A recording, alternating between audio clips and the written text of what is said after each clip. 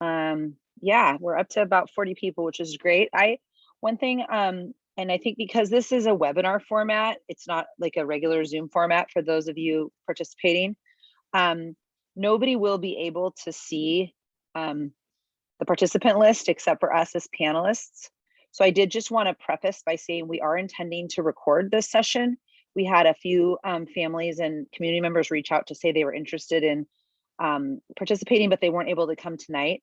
So I know that this particular topic can be sensitive for certain individuals, and so I just wanted to share that because we're in a webinar format. Normally, I would say if you're not comfortable being on the recording, to turn your camera off. In this instance, it's not going to apply, but I did just want to make sure everybody was aware of that feature for the webinar and was aware we are recording it. So I think we'll get started. Thanks for being here. And I want to thank the panel that's here with us tonight. On behalf of the Bainbridge High School community and the Bainbridge Island School District. It's just really wonderful to partner with community members who are really experts in their field and can speak to this particular topic around reporting sexual assault from their professional lens. So that's the goal tonight. I'm Christina Rogers and I'm the principal at BHS, and I'm new this year, so I'm sure some of you on the call I've met or talked to, but not all, certainly.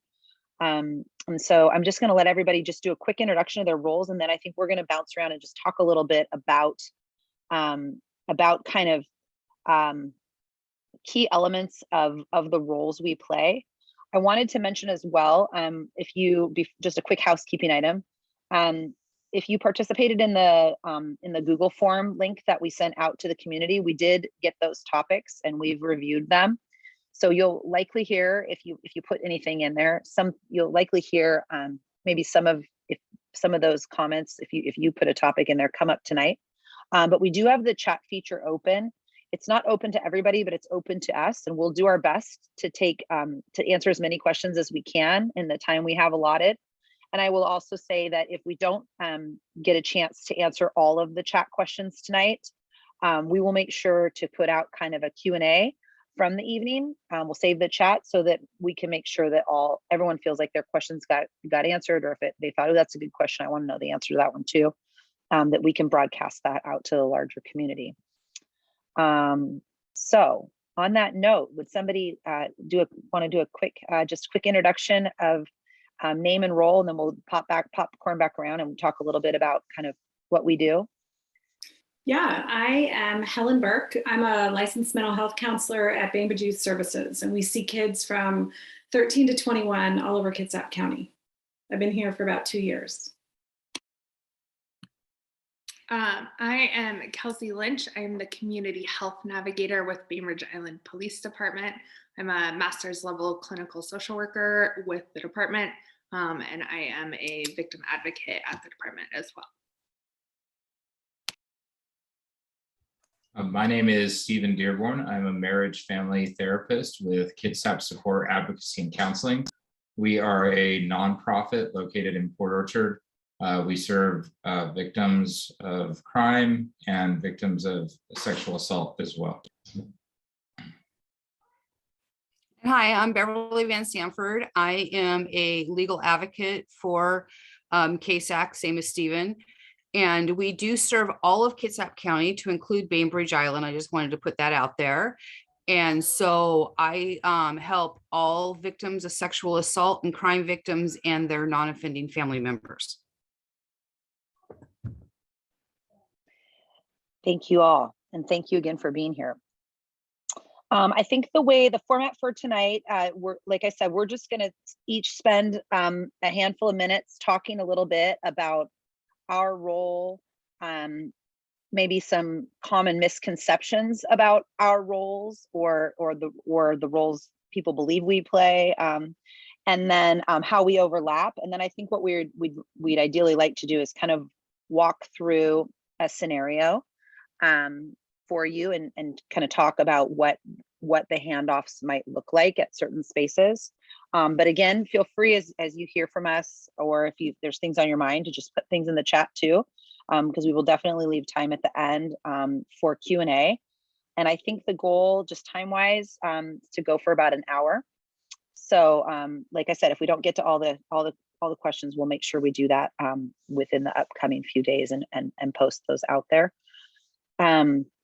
So I think we kind of agreed, Helen, Kelsey, and I kind of agreed that the start of a report of alleged sexual assault is likely going to come could come in any number of forms, but more often than not, it may come in a therapeutic setting with someone disclosing something that's happened to them, someone coming in and talking to someone at the school and disclosing that, or possibly going straight to law enforcement and reporting it that way.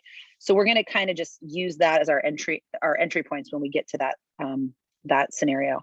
I'm just going to quickly kick us off with if that report came to the school, what does that look like? So first of all, I think you're going to hear this repeated from several of us tonight. The school, we are mandatory reporters.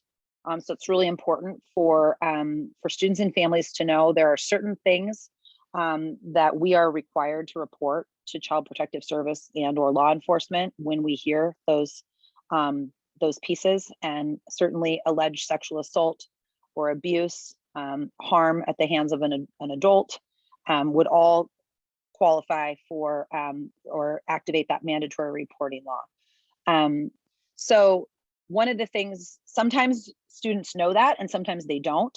And so sometimes that's a challenge when kids come in and want to talk to their school counselor or just their favorite teacher or their coach or an administrator, because they feel that person is safe and they have a trusting relationship with them, and they want to disclose something that's been really traumatic for them and something that they may want to keep private, and they think that they can share that with that adult.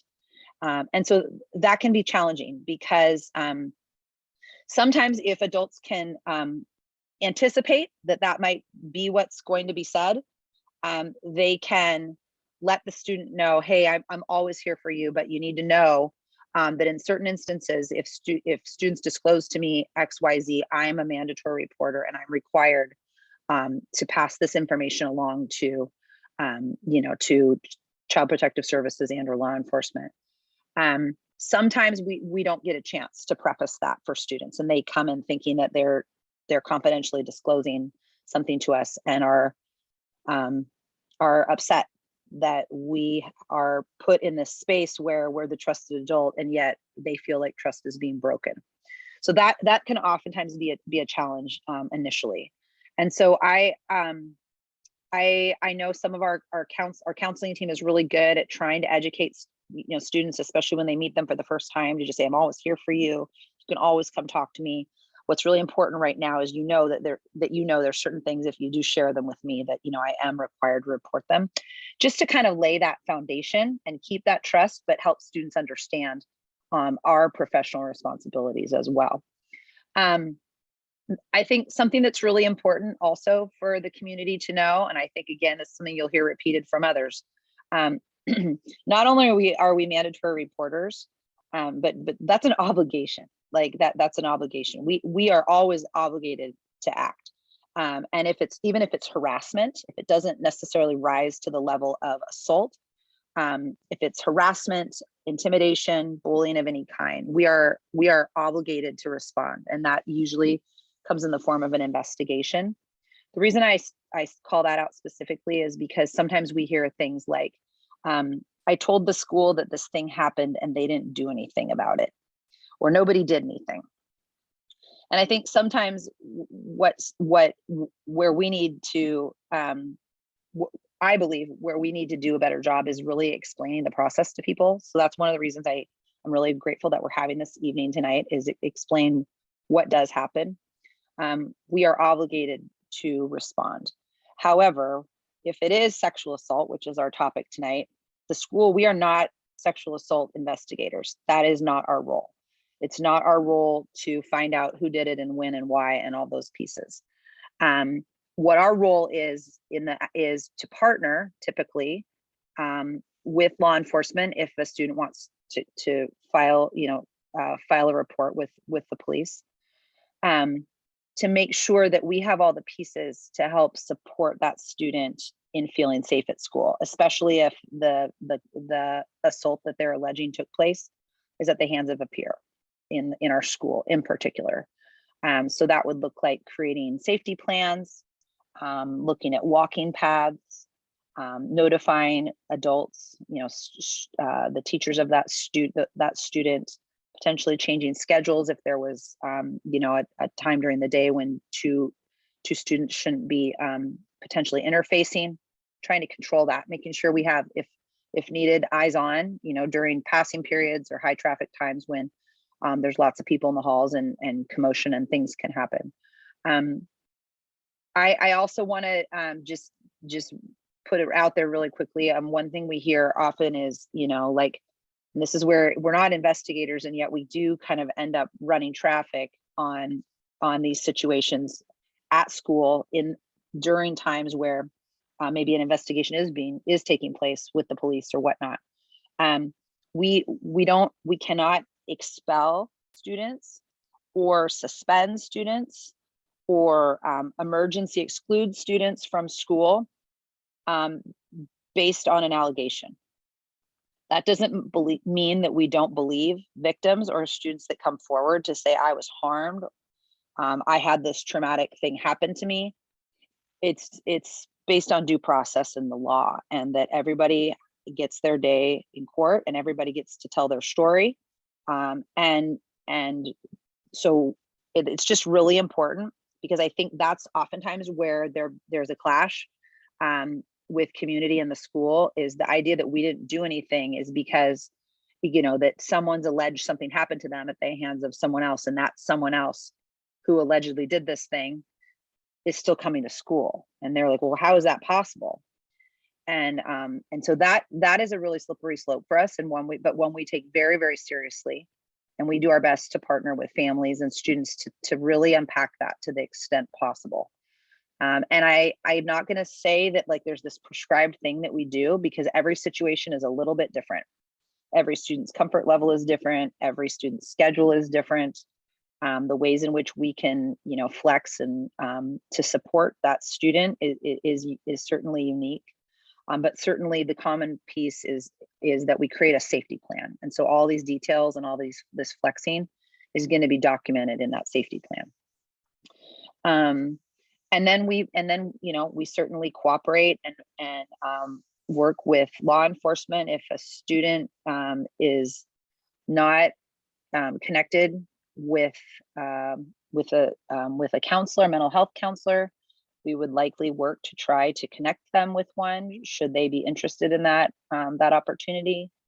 If appropriate, we may try to have that family sign a release of information so that we can partner and share, but that's not always appropriate or necessary to provide a level of support and care for that student during that time. I'm going to stop. I know that was a lot, kind of a fire hose, and that's probably what I feel like a little bit, and maybe some of that we can flesh out a little bit more when we get into the kind of scenario and the Q&A.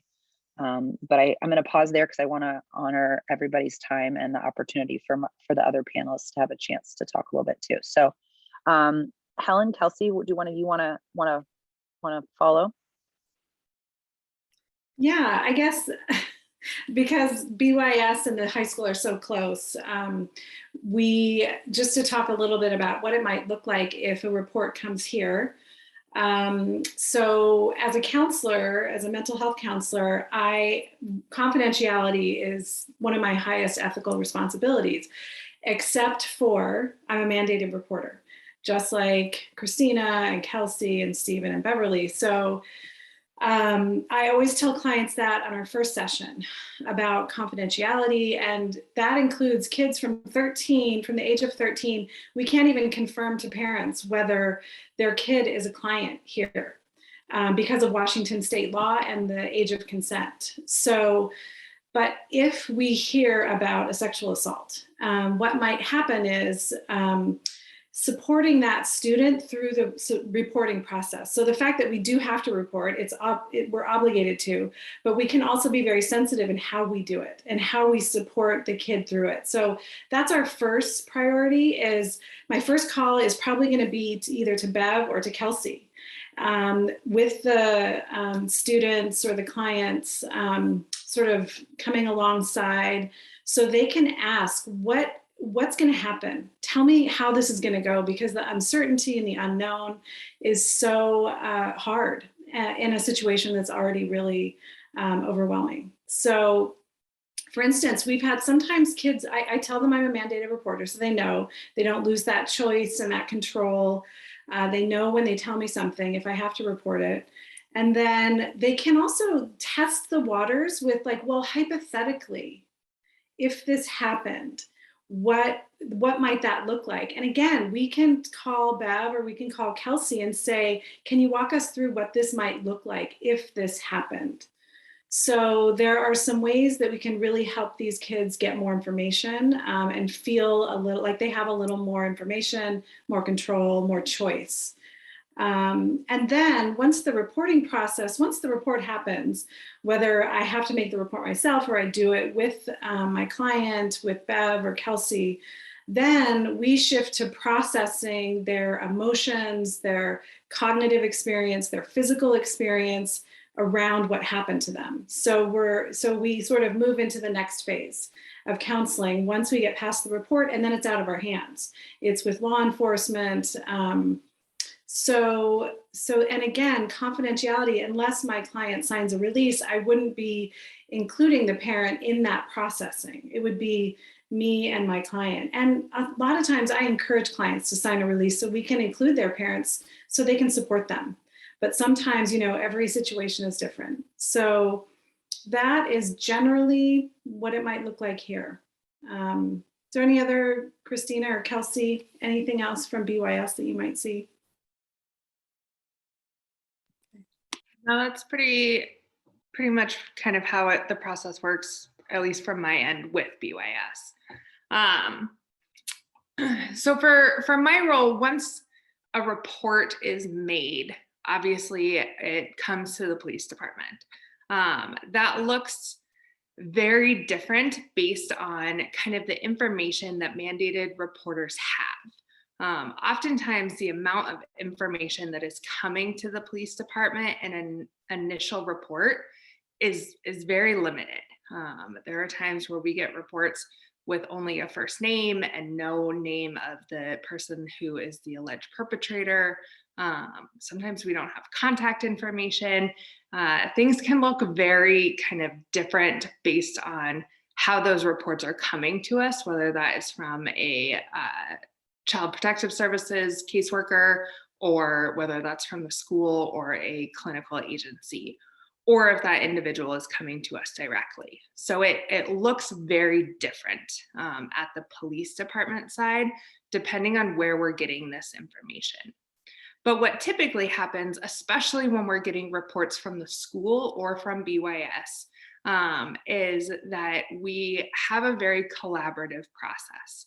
I spend quite a bit of time at BYS or up at the high school walking kids through some of those hypothetical situations so that the reporting process isn't new to them. We want to make that as smooth and as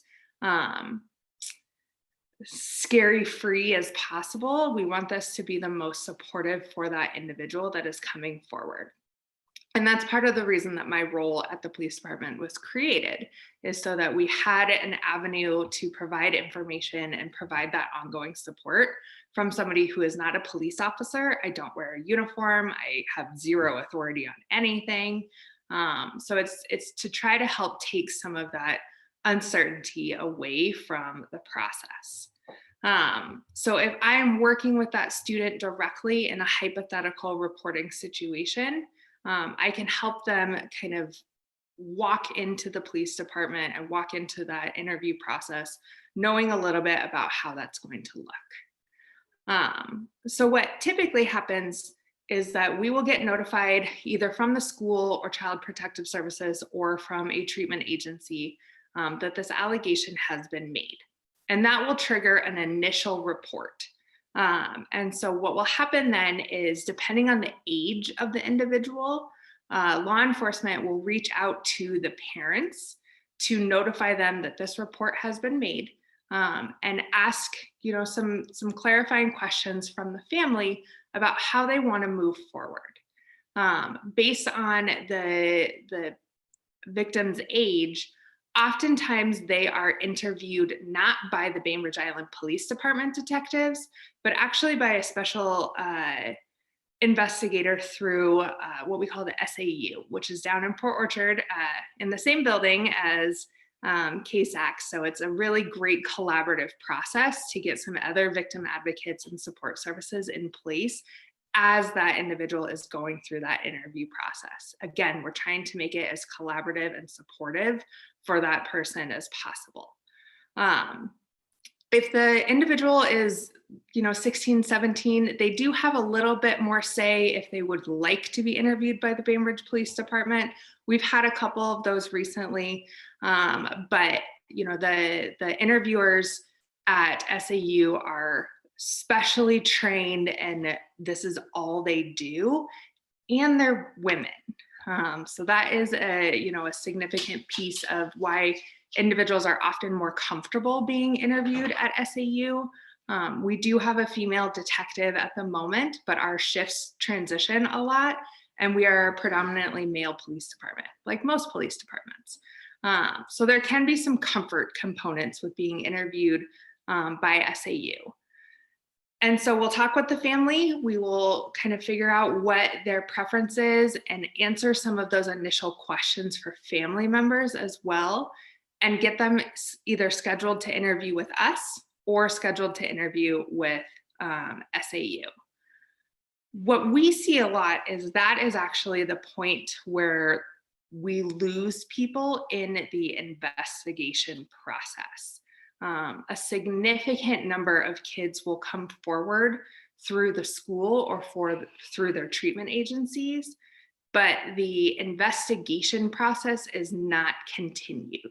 And that comes from, the individuals not wanting to go through that entire criminal investigation process, or from family members not wanting their child to go through that entire criminal investigation process. So a significant number of reports that come to us through the school or through treatment agencies do not actually go through that entire criminal process. And that is the right of the victim. They do not have to come forward and go through that process. It is not a requirement.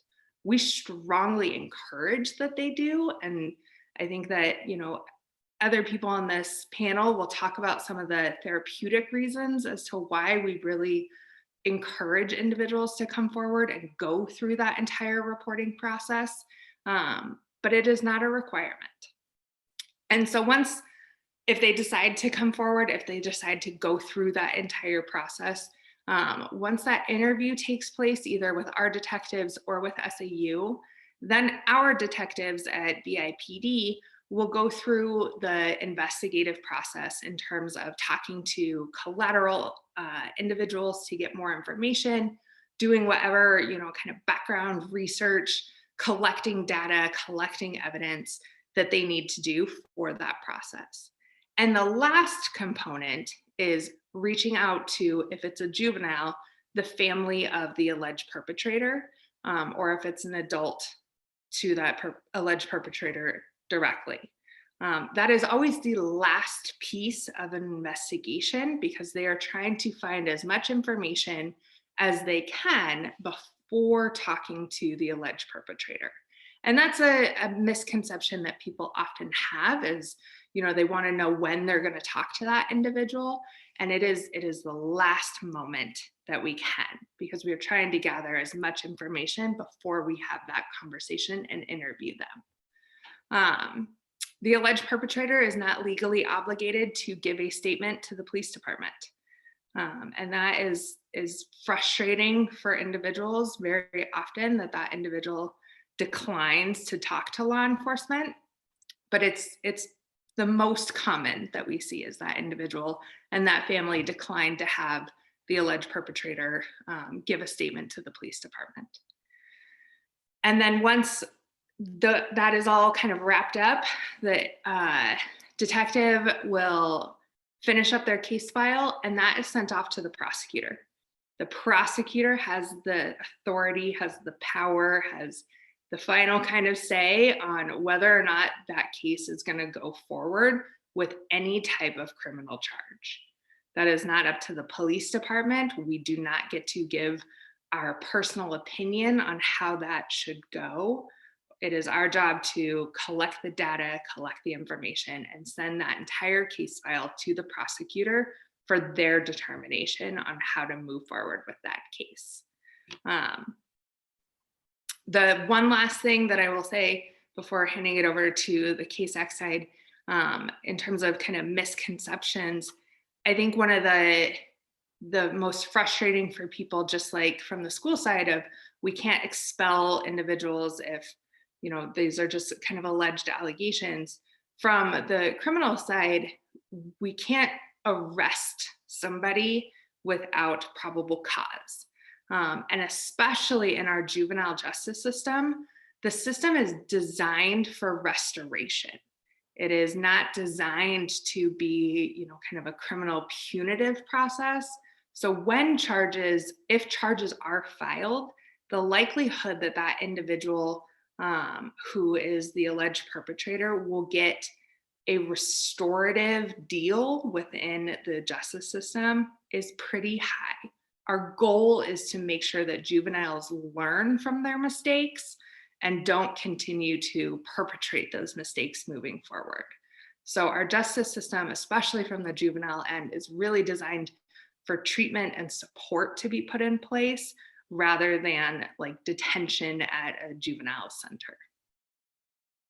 I'm gonna pass it over to CASAC now. I think I'm going to go ahead and jump in here next. So I kind of become your person as an advocate. I'm the person that I can go with you to report to law enforcement. I'm the person that can go with you and advocate with you at the school level. I can go with you and help you get therapeutic services and make sure as a victim that that is taken care of. And I'm sure that Christina will have a way to put out all of our contact information afterwards so that you guys will know how to get in contact with us. So for me, I come into play. The school can call me, or BYS or whoever can call me and say, hey, we've got a victim reporting sexual assault. Can you come? And I will drop everything and I will be on the island within an hour to be able to help with all of this. I can attend the, by law, the interviews for law enforcement, the interviews, whatever the victim needs, I'm there to support them and give them the information. I think that we need to know a little bit statistically wise, because I saw one question in the chat. Statistically wise, 1 in 4 girls, 1 in 6 boys under the age of 18 will be sexually assaulted. And those are just the reported stats. Those are not stats of the unreported. And we know that this is a crime that goes unreported. On top of that, these are some of the hardest crimes to prove. And I will tell you, like I tell my clients all the time, it is not going to get solved in an hour. These take time. This is not TV. I've had cases that have gone on for 2 and 3 years. One of them actually came from Bainbridge Island. That was a 2.5-year case before we saw the courtroom. So these do take time, and I want you to know that. It is not that we do not believe the victim, because we 100% believe the victim every time, and we want the truth and we want the justice. Kelsey talked about the SAU interviewers. We are fortunate in Kitsap County that we have 2 of the best in the nation of forensic interviewers, child forensic interviewers. They actually teach all over the United States. They are up to date on the latest protocols of interviewing for sexual assault victims, and they're very, very good at what they do. And so we want to make sure that we have that, that when they talk to these kids, they're doing the best that they can for these kids. They know how to stand up in court for these children so that their defense does not find a hole in their reports and that kind of stuff. So we're very blessed in Kitsap County to have the two of them, and they've been doing it for many years, and they're the leaders of their profession. If a report comes through, it goes to law enforcement. We have the kiddo come down to the SAU. Myself or one of my coworkers is very much, we're always there for an interview for a kid. So we meet with the family, we meet with the kid prior to the interview. We talk to the family about services, what it's going to look like going forward, and how we can help support the family with that. And one of the things is with KSAC, we are a nonprofit grant funded agency. And so all of our services are free to you, or they're free to the community. And you can always call us, ask questions, run things by us, and we're here for you. I come in from the time I get that call. It can be from the school, it can be from law enforcement, it can be at the time of the interview, or if your child has been sexually assaulted and it's been within 5 days that they were sexually assaulted, they can go to St. Michael's in Silverdale to the emergency room and have what's called a SANE exam done free of charge as well. The SANE exam is there to do forensic evidence, to gather the swabs, so basically a rape kit from days gone by. And I will get a phone call about that as well, or one of my advocates on call will get a phone call, and we're able to start working with the family immediately at that point too. So we're here to kind of like wrap around services and be that person that you feel like if you're not getting questions answered, you can call us. We can get questions answered for you. We can understand and help you through this. You do have to realize that sex crimes are the hardest crimes for prosecutors. And, it's always a he said, she said, usually. Even with DNA evidence, it's still a lot of times a he said, she said, which makes it very frustrating. But once I'm involved with the case, Kelsey and her team at Bainbridge Island PD come in on the case. The law enforcement investigates the case. They do everything that they're supposed to do. And then they're usually in contact with our prosecutor's office. And we have prosecutors who are specially assigned and specially trained to the special assault unit. So this is their job. And so then they have that deciding decision of, is this going to meet the level of crime? Is this going to meet all the elements that we have to be able to charge somebody of rape or child molestation? The sad thing is when it's juvenile on juvenile, those are the hardest, because like Kelsey said, we are in a restorative justice system. Legislation has made it so that it is almost impossible, not impossible, but feels like it sometimes as an advocate, to charge juvenile on juvenile, especially when they're similar of ages. So that is a really, really hard battle that we're fighting right now. And KSAC is under the state WCSAP umbrella, which WCSAP is the Washington State Coalition of Sexual Assault Programs. They are trying to change the laws back with legislation and bills and stuff like that when it comes to juvenile sexual assault. But this is something that does, we're on an uphill battle a lot of times. But it doesn't mean we don't believe our victims, because we do believe our victims, and our end goal is to get help for the victim so that they can move on and live productive lives in society without constantly having to feel scared, with wanting to hide, with feeling like they've done something wrong. Consent is another big thing that we deal with. What is consent? And so, consent is, if he or she says no, you're done. If they're blacked out, drunk, passed out, they cannot give consent. And that's where you've got to be just really, straightforward with your children. Like, no, if they're drinking or if there's drugs involved, no is no, period. Don't even try it. You know, I saw a question in our thing about the parties up on the island and stuff like that. Yeah, there's parties everywhere in Kitsap County. Kids are having parties constantly and drinking and stuff. And I'm a mother of 7. So, and I've got 4 grandchildren. So I get it. I'm not, you know, someone that's coming in here doesn't have children that have made mistakes or whatever. But these kids, you know, you get drugs and alcohol involved. There's no adult supervision. Yeah, it happens more times than not at parties. As well as though it can happen just one-on-one. And so you've got to remember, it doesn't matter if it's one-on-one or if it's at a party. No is no, and we don't, you know, we want to be here for our children.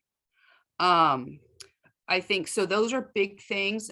It does take time. Like I said, I'm able to help get protection orders. I'm able to help get sexual assault protection orders. If they've been in a relationship, then it would be a domestic violence protection order.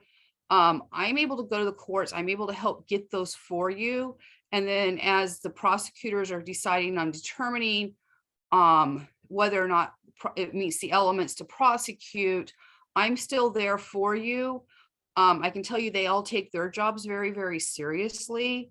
And then we move forward.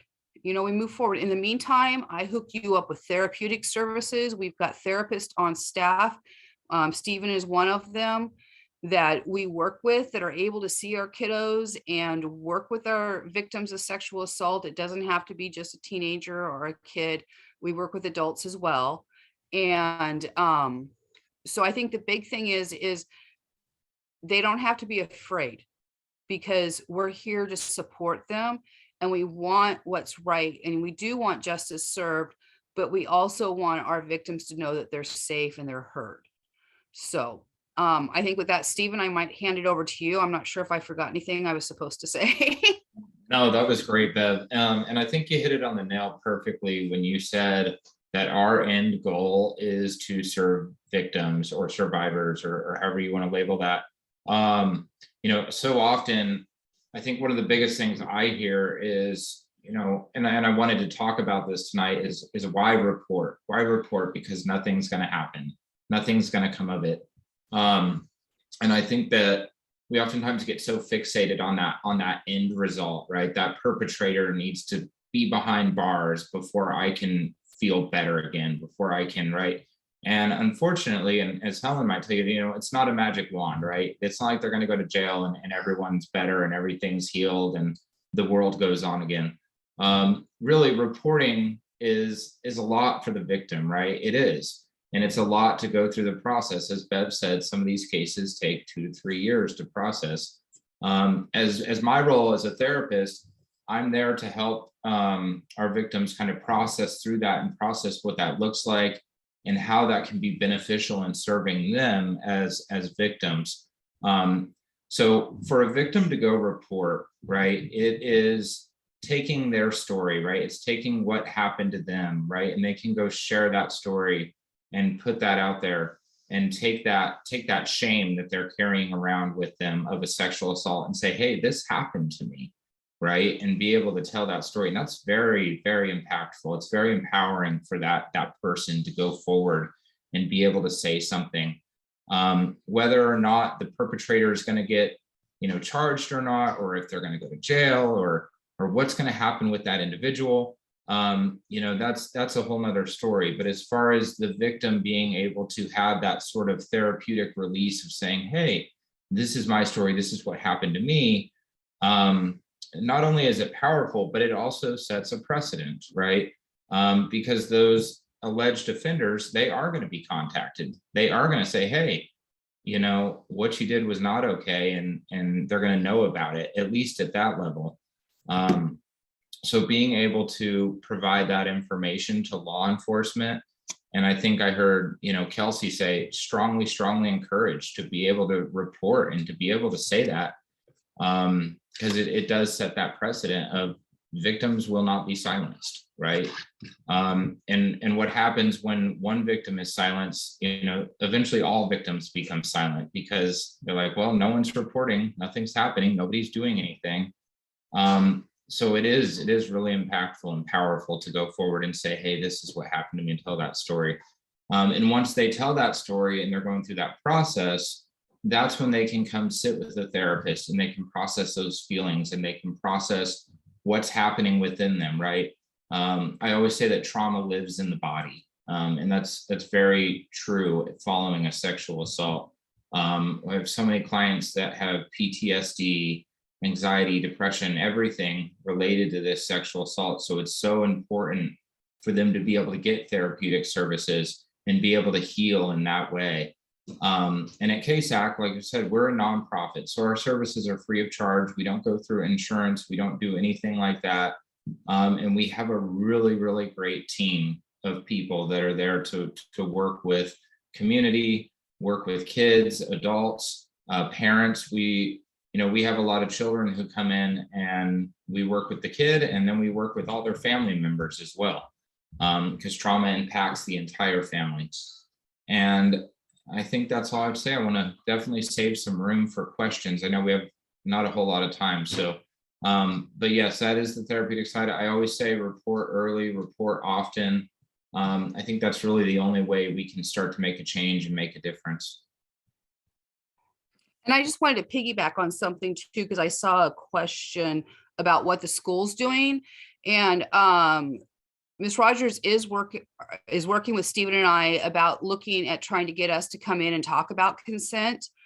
We do to go to other school districts and give presentations about consent, what is sexual assault, what is sexual harassment, and that kind of stuff. And so we are trying to get into, she is setting that up for Stephen and I to come up and be able to talk to the schools. And, even at the junior high level, because it's happening younger and younger. And then I wanted to say one other thing is we have to remember that this is a criminal justice system, not a victim justice system. So we have to find our own justice as far as healing. So we have to heal whether or not they go to jail, whether they get restorative justice as juveniles, they go through therapy services as well about what they've done. And some days I'll tell you what, I bang my head against the wall. Because I don't like some of the laws, and it's like, why can't you do this? Why can't you use this evidence and stuff like that? There's so many laws in place that we have, the prosecutors their hands are tied sometimes, and we believe our victims. I've had many, many, many cases on Bainbridge Island over the years, some that have found guilty pleas, some that were not found guilty. And it doesn't mean it didn't happen, but we're still here to support our victims and their families.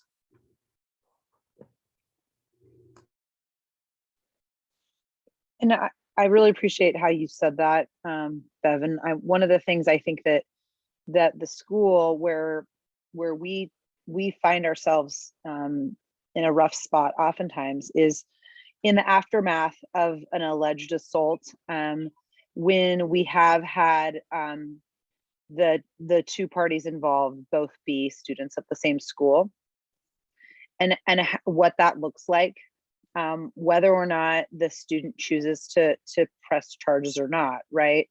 That the likelihood, and actually maybe I'd ask if one of you could touch on that. The likelihood, if the outcome potentially takes 2 years, should the process see itself through, right? Or it could take up to 2 years, I guess I should say. During that time, sometimes I believe, and I'm going to ask you to clarify, in that process, there could be a temporary, like separation order or something, and sometimes not. I'm seeing nodding heads. So I think that's where the school comes in, right? Because and we have limited authority in how, in the scope of what we can do. Just to be honest, right? That's not to like shirk responsibility. It's just to be honest about how that plays out for each side. because, and this is, we believe victims, and we honor their story, and want to support them. And at the same time, sort of the paradoxical piece of this is that we also have the responsibility to educate all students, including those who have been, alleged to have committed a crime, and especially one as deplorable as sexual assault, right? And so that's the sort of paradoxical piece of this that I think is challenging for the school, and potentially the optics, right? Of like that we're not doing anything. And so we are obligated to educate all children. And and the other piece I just want to throw out there, right, is like it could be, if the prosecution side, sees itself through, is it possible that even after charges have been, or the case has been closed, and the person's been charged, the perpetrator's been charged, could they remain at the same school? Could those two individuals possibly remain at the same school? Yeah. And we do, and we have had, and I have in my previous district as well, had students who were convicted of sexually motivated offenses, who are attending school. And there's court paperwork, and the school and the counselor and the teachers are aware of that individual. They're not aware of the details of, the case necessarily, but they're aware of whatever details related to any kind of parole or release, or that they're involved with, that apply. Like, they may not be allowed to have independent internet access, or they may not be able to, go to the bathroom during the class unattended, unassisted, or without someone going with them, or something like that. I mean, there's all sorts. It just depends on the age of the student and the situation. But I just offer that because it is a challenge. And the other piece where we see potential fallout that gets that impacts school safety.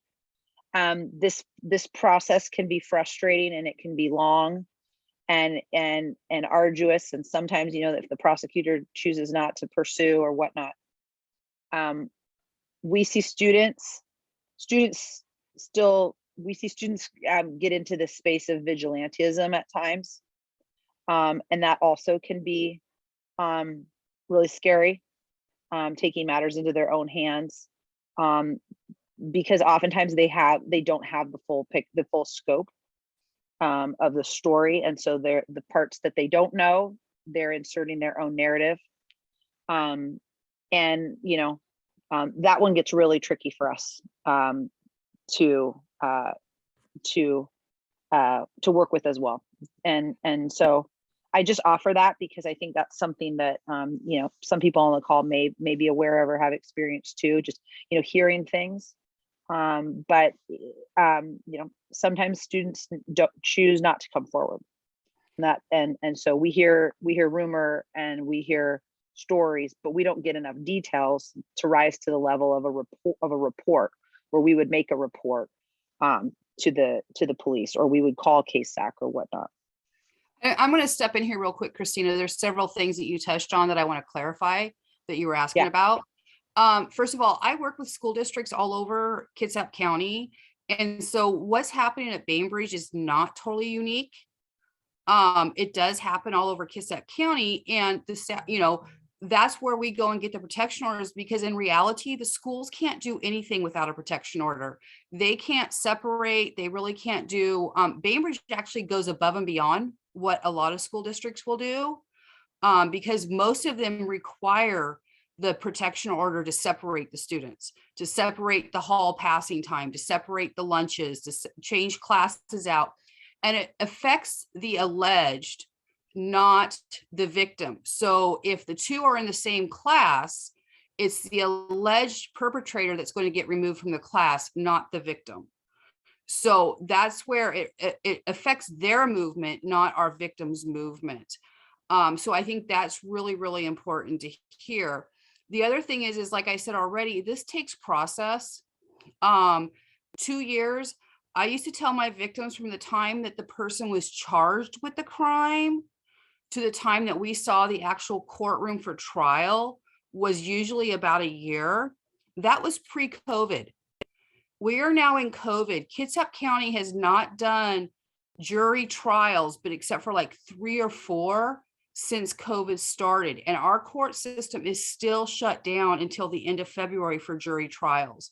So there is such a huge backlog right now that I don't even know when some of my sex cases are going to go. And I've got some huge ones from all over Kitsap County, and that makes it even harder.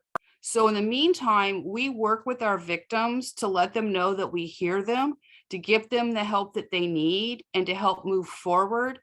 As well as, like, let's say we have a 17-year-old senior victim and they're wanting to go off to college, but now they've reported rape. Does that mean they can go to college? Yes, they can go to college. They can move out of state. They can go wherever they want. If the crime is charged, they will be the ones that come, the state will bring them back. They'll fly them out. They'll pay for everything for them to come testify. So that's the other thing. Also, the victim doesn't have the choice of, are we going to press charges? Okay. A report is made. At that time, the victim makes that report, law enforcement investigates. Once the prosecutor's office gets that report and they're the ones that choose whether or not it's going to get prosecuted. They're the ones that press the charges. It's not the victim. It is now the perpetrator versus the state of Washington. So it takes that burden off the victim. Yes, the prosecutor's office works very closely with the victims, but it's the prosecutor's choice of the burden of it going forward. It's not necessarily straight up just the victim's choice. They do have a voice, but it's not like, well, I chose not to press charges or whatever. That means you chose not to report. Okay. If you report, then all these balls start going into motion. And that's when, we're able to help. The biggest thing we want our victims to feel safe. We want our victims to heal, and we want them to know that they're not alone.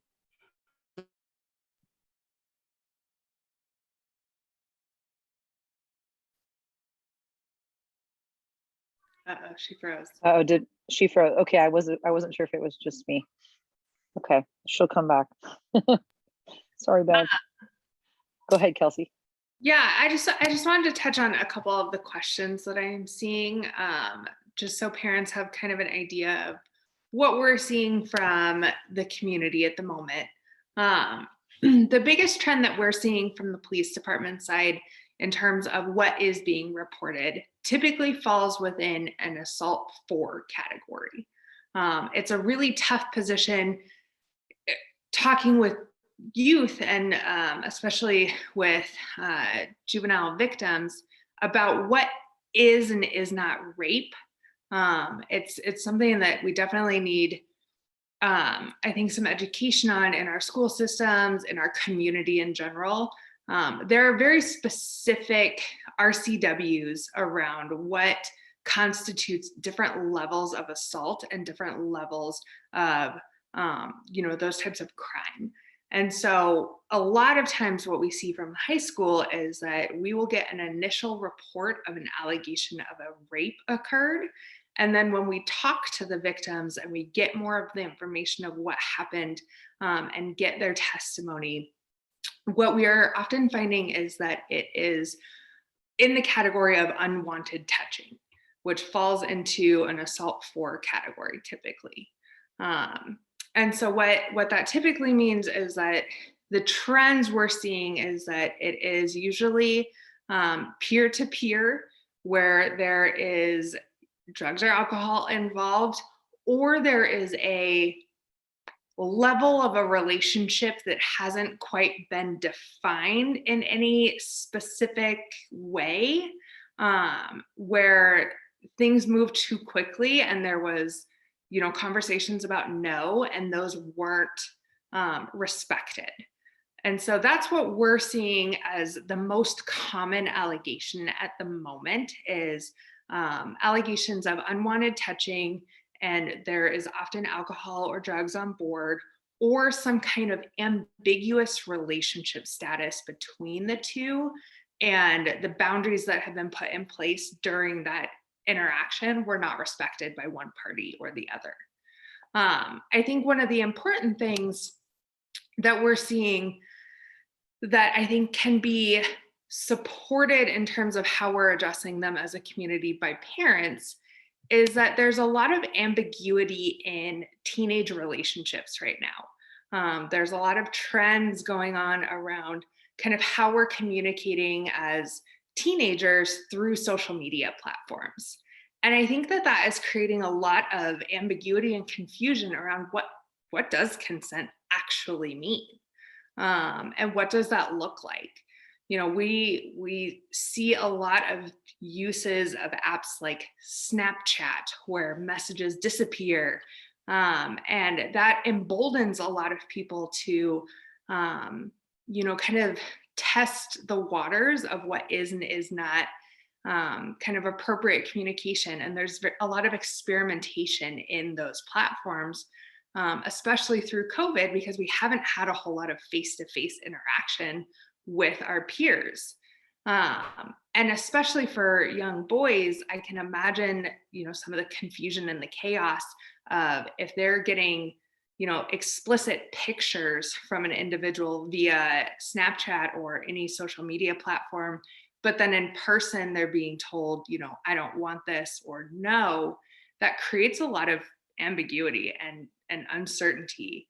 And I think that that is something that, we're really trying to kind of brainstorm between BYS and the schools and the department of how do we, talk to our youth about these things? How do we support, exploration and, your choice, but also support kind of those appropriate conversations around boundaries and consent in an era of social media being a primary avenue of communication. And it's really challenging. So one of the things that I really recommend from parents oftentimes when I'm working with a family is, as much as your kids are going to hate me for saying this, is having access to their social media. It is something that I hands down suggest that parents have access to their phones and access to their social media apps. Not only from a safety concern from the police department side, that is one of the number one ways that we find kids that are runaways or, heaven forbid, are lost, is, where are their phones? But also from just a safety and kind of educational support side, having access to their social media so that you guys can talk about what their presence on those platforms look like and what is that potentially, kind of creating in terms of a culture and in terms of conversations around boundaries. I think it's really important for parents to be able to support their kids in those communication styles because it's creating a very different world than what we often experienced. And it makes some of those conversations around consent far more complicated than we would like them to be. And that was my next thing that I was going to talk about before I got booted off my internet for some reason, was social media is the devil.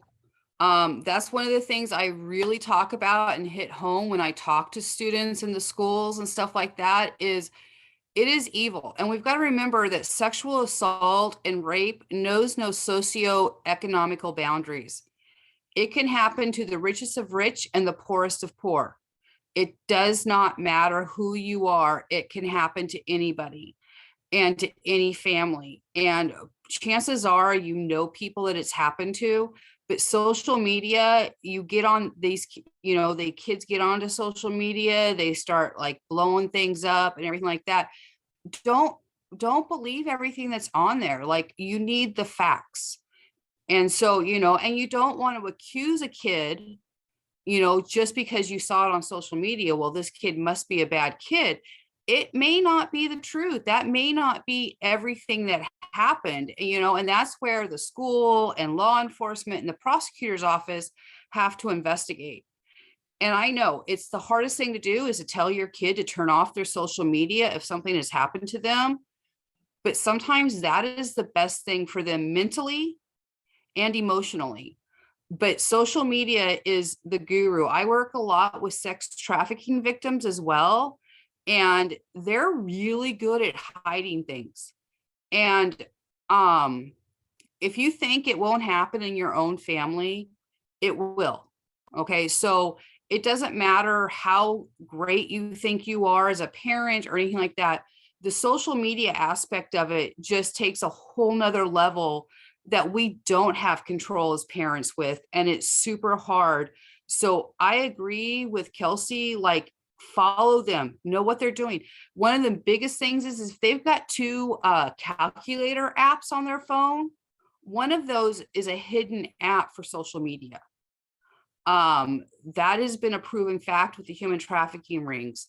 So just know that that is there. But social media, once it's out there, it's out there. I tell these kiddos, nobody wants to see your naked body, because guess what? It's going to come back and haunt you when you try to go get a job somewhere and your employer does a background check and look, here you are.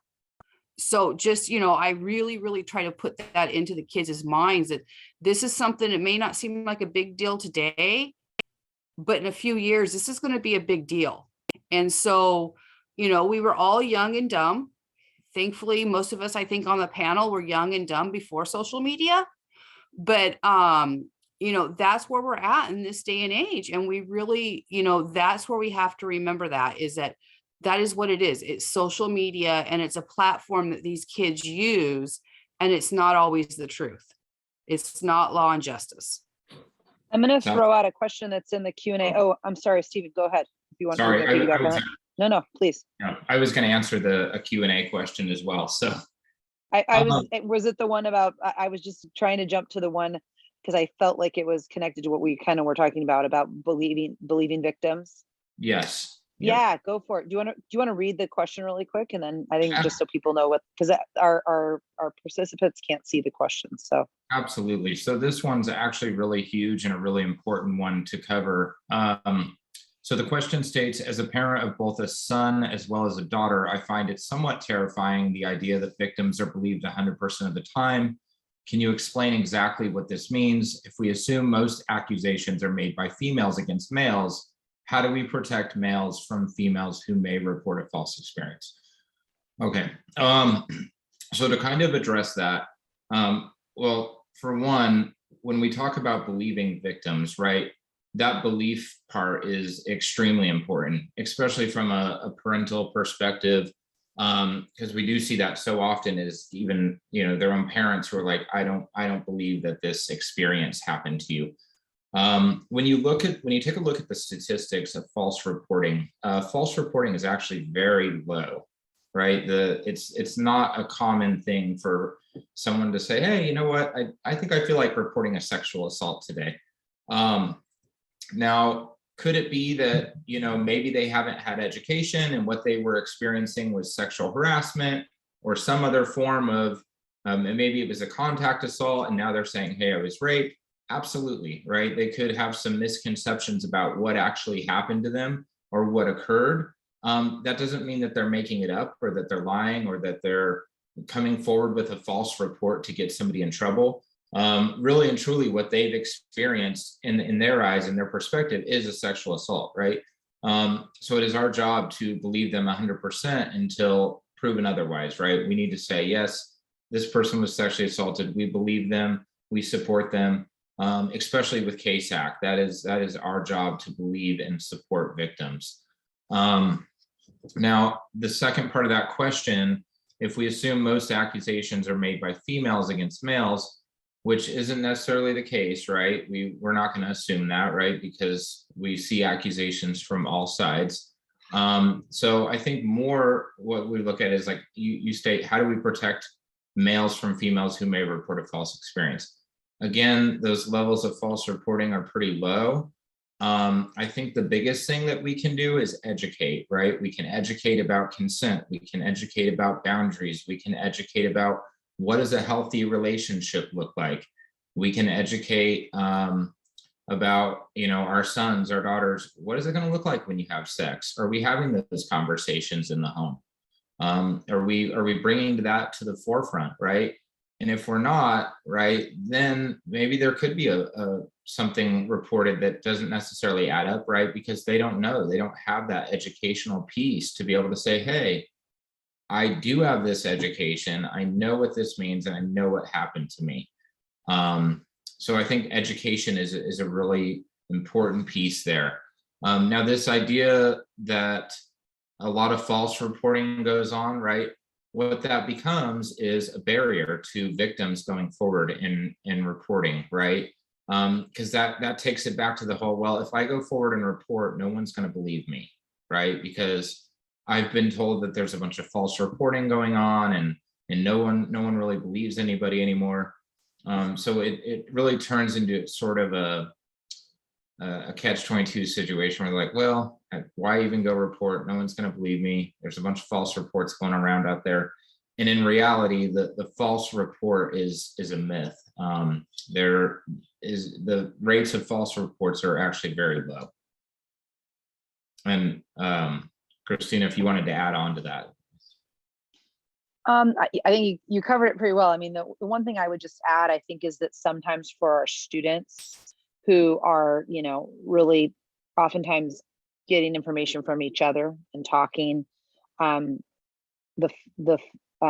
idea of the false report is really that whatever may have occurred, or whatever did occur, that the victim is choosing not to make a report, not to come forward. And so, in that instance, there may have been talk that something happened, right? The victim chose not to come forward.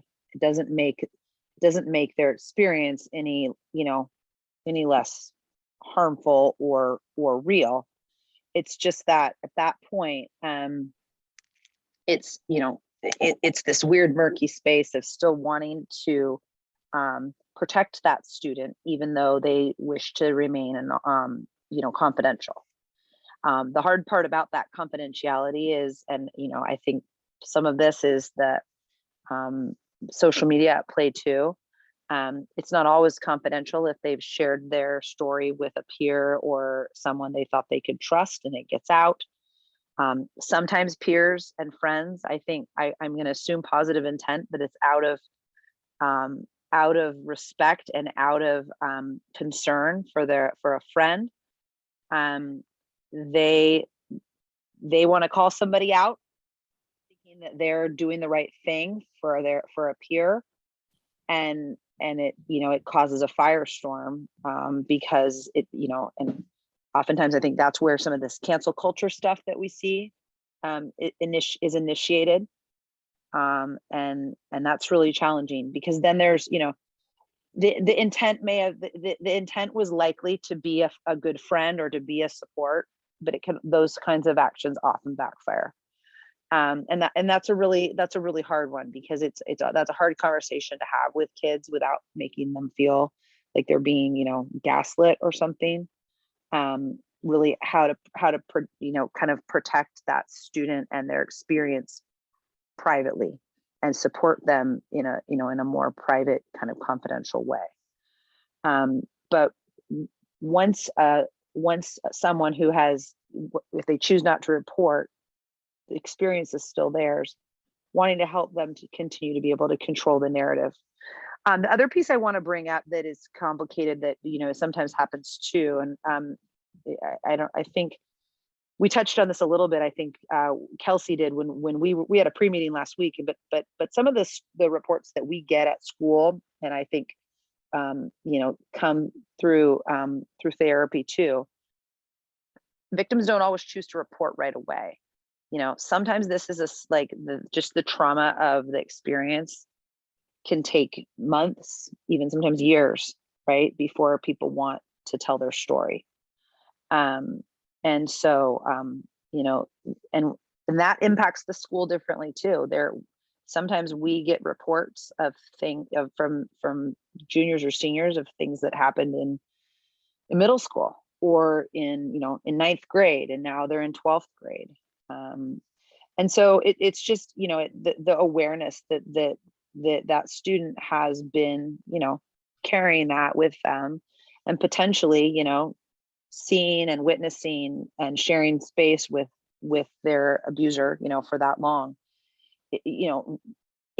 That's really hard, right? And it's not, and this is the first time we're hearing about it, and we're thinking, oh my gosh, I wish I would have known. Are there things we could have done as adults, try to protective measures that we could have put in place? But I just want to mention that because it isn't always like, oh, this thing happened to me last week. And I don't know if anybody Give you a wants to statistic build on on that. that. Yeah, Sure. please. Statistically, victims of sexual assault, especially when they're under 18, there are 4 times that they come forward. Rarely is it run right after it just happened, especially in younger children. 2, when they hit puberty. 3, when they become sexually active themselves. And 4, when they have a child of their own. And sometimes it's not until that child is the age that they were when they were sexually assaulted. So if they were in junior high or middle school or elementary school when they were sexually assaulted, they may not report until that time. The good thing is Washington State just recently in the last few years changed the law that there is not a statute of limitations on this. Before it was you had till the age of 30 to report something that happened to you when you were younger than 18. But the state of Washington has now since reformed that law to there is no statute of limitations on that part of it. So there is, statistically, that's when kiddos come forward. One of the other questions was like, who decides who can get a sexual assault protection order or protection order? That is done by the judges. I can help you fill out that paperwork. I can electronically file it for you. The judge will either sign it or he'll have you come to court for ex parte and he'll ask some questions or she will ask questions. And then about 2 weeks later, you'll come to court for a hearing to have a year-long protection order put in place. So that is up to the judges, but that's where as an advocate, I'm here to help you through that process. So that was the other thing. The other thing was about social media and, sometimes basically lynching on social media is almost worse than the criminal prosecution. And I agree with that. Once again, social media is just terrific. And sometimes it's better just to shut it off. I've had to make my kids shut social media off. The one other thing too is with athletes. Some of my major cases that I've had on Bainbridge Island in the past few years involved athletes. They've lost their scholarships. They were arrested in class at their colleges or universities that they were at. So, athletes are still held accountable. The prosecutor's office and the law doesn't care if they're your star athlete. I think coaches could bring in people like myself and Stephen, Helen, Kelsey, all of us to come and talk to these athletes. Like, you're not necessarily held to a higher standard, but just because you're an athlete doesn't mean that you can do whatever you want to do. And really talk about what consent looks like with these kiddos, both male and female athletes. So I just wanted to touch on those few questions that were in the Q&A so that people know that we saw them and heard them. Christina, can I ask you to cover something real quick too? I think that there is a misconception out there too, that once a report is made, that it's going to be blasted throughout the high school and it's going to kind of become public knowledge very quickly that this report was made, and kind of whispered and talked about it around the school. Do you have anything on that? You mean if a student chooses to report to law enforcement? Correct. Or you mean my report, like as a mandatory report, or if a student chooses to report to law enforcement? Yeah. I could just touch on it to say that, first of all, like that's not anything that we would broadcast widely at all. It's a very, very small net of people that would actually know the finer details of that, and it would usually be exclusive to school administration and possibly the school counselor, and depending on that particular student and how we worked with them, maybe the school social worker. We will often share an email with teachers of a student but it's never detailed about anything specific unless that student or family is wishing for us to share specific details. So that would never be broadcast without direct permission. Typically we will say something like, teachers of Stephen, just want to let you know that Stephen's going through a hard time right now. You may notice that he's, may seem a little different in class or may seem down. Please, offer him any accommodations if possible, or, if he comes to talk to you, or, whatever feels like the right kind of heads up for adults that interface with that kiddo, just to really be extend an extra amount of grace. But no, we that's not something that's broadcast at all. Wonderful. And sometimes there are pieces, even though it is confidential, where the BIPD will share, bits with us that might be helpful for us in supporting that student at school if there was something that they may have disclosed or said, but typically not, we don't even know the ins and outs of what that report looked like. Just a minute, buddy. Wonderful. Thank you so And, much for covering that. Yeah, no problem. The other piece I just want to mention really quick, and then I think we maybe have time for one or two more questions and maybe final words, and then I can hear that I have kiddos that are needing support getting to bed. I'm sure other people are thinking about bed for themselves. I just want to mention the athletics piece because I think it's really important. I think there's definitely an idea that athletes maybe feel some special status or may feel emboldened or whatnot, whether that's real or perceived or maybe a combination of both. I just want to mention that there's a program through Harborview, through their sexual assault center at Harborview, and it was piloted in the Seattle Public School District. I think it started maybe around 5 years ago, and now most of the Seattle schools are using it. But it's an education. It's a curriculum for sports teams specific for athletes, and it is gendered for male identifying and female identifying athletes, partly around that idea of leadership and status, but it is around, it is training around sexual assault and consent, and it is actually implemented by coaches who often have their sphere of influence for their student athletes is really strong. And I'm new this year, so I'm listening and learning, but I feel very confident to say that is a curriculum that I intend to bring to Bainbridge. Hopefully next year. I've been talking to our athletic director about it. It was a program that we used in my previous district and school, and it was very impactful. I'll just say it like that. I see Bev nodding her head. I think she's familiar with it. But it was very impactful. So I just wanted to mention that because I think that's an actionable item that that's on the docket for next year. Does everybody want to maybe just final words, or if there's any other questions out there that we see? I know we didn't get to all of them. I think some of them were some of the questions were related. So I think we got to most, but I just wanted to pipe in a little about what BYS can offer in terms of support. So, we support kids on all sides of this issue. We don't screen for issues. Any kid who wants to have counseling at BYS is welcome. And there is suffering and struggle on all sides of this issue.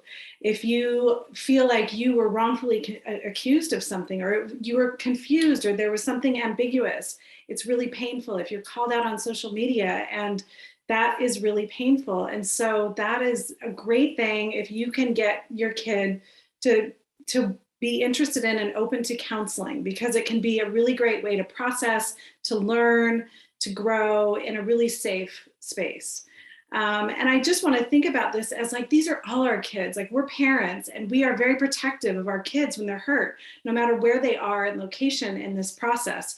But also just thinking about that wider scope, like how can we hold all of our kids in this and really serve them and educate them, get comfortable having uncomfortable conversations, like seeing what's happening on social media. And so just wanted a little plug for Raising Resilience did something back in March that Bev and I were on, and a high school student who's not at the high school anymore, but talks about her own experience with sexual assault and reporting. And it was really powerful to hear what she had to say. And there's some resources there. So it's a video back from March 11th that you can access on the Raising Resilience website. And I can try to put the link in the chat and see if that works. But I'm really glad that so many people showed up and that I get to be here with all of you panelists. I also wanted to say really quickly, you know, I think we're very fortunate on Bainbridge that so many people are willing to show up for these kinds of things, and that we are working so collaboratively between providers, the department, and the school districts to try to figure out how to combat some of these issues. And I think that, you know, we're in a really fortunate place where we can try to really build a culture and a community of support. And my hope is that that can be from all sides, like Helen was saying. You know, a lot of what we're seeing are, you know, some things that can be corrected from the, you know, process side, as well as from, you know, some of the behaviors that we're seeing that are leading to some of these allegations. You know, my hope is that by having some conversations, we can really build a community that is centered around restoration and moving forward in a positive way. And I think, you know, oftentimes for some of these alleged perpetrators, there was unknown pieces. They didn't understand and they went too far, and they are regretful and they are hurting in their own ways. And how can we support them making better decisions in the future?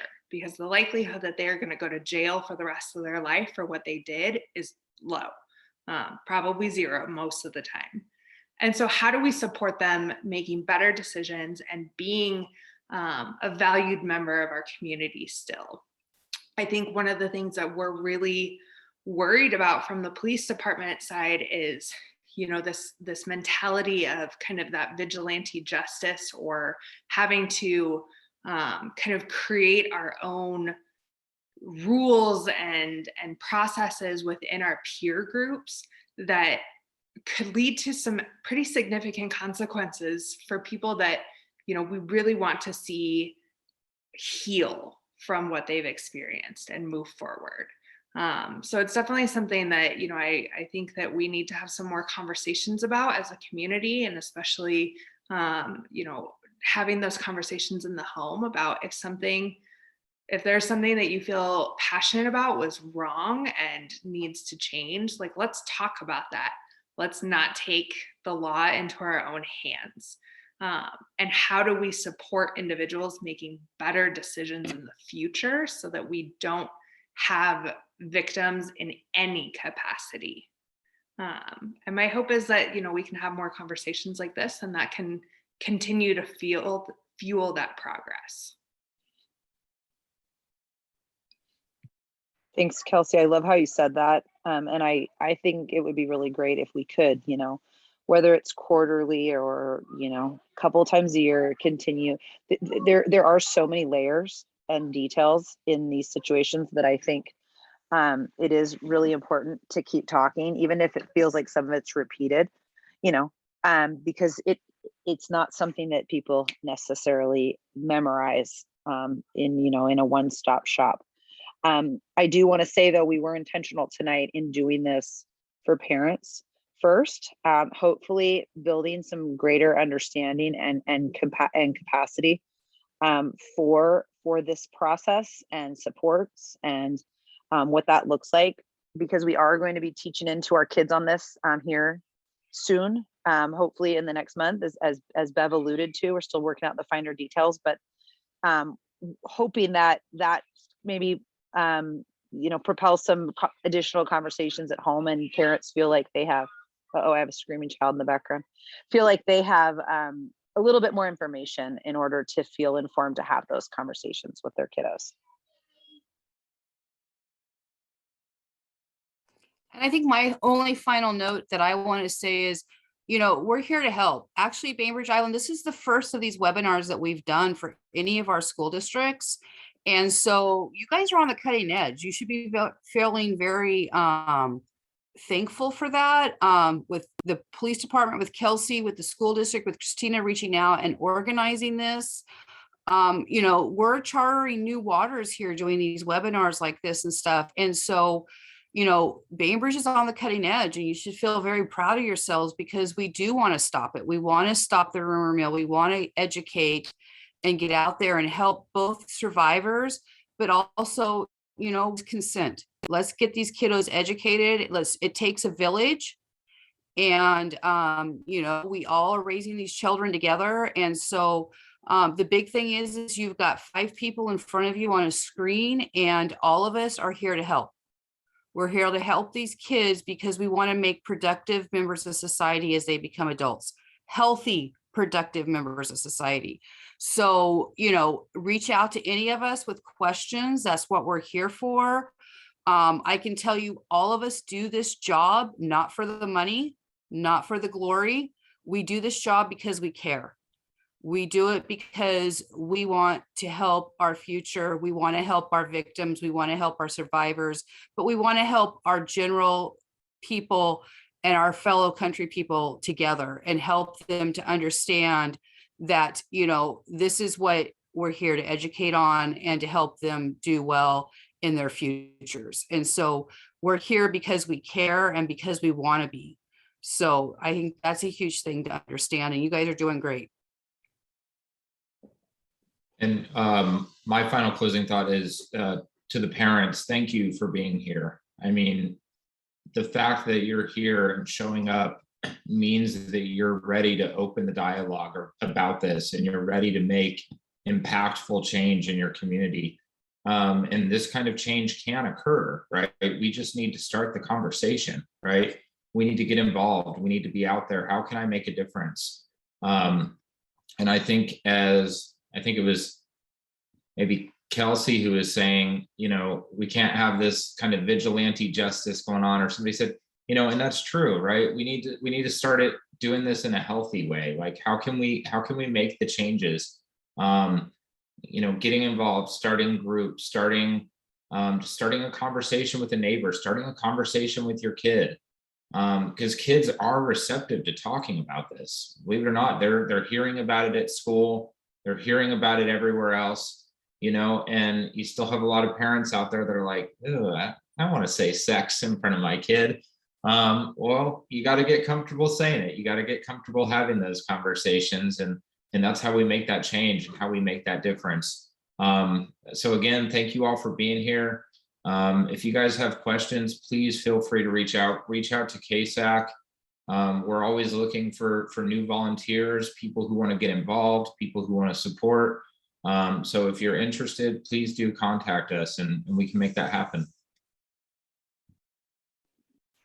All right. Well, I think we're gonna wrap it up. I have the questions saved. Our group will make sure to answer those questions and put that out alongside everyone on the call's contact info. No, you can't say hi. Just sorry.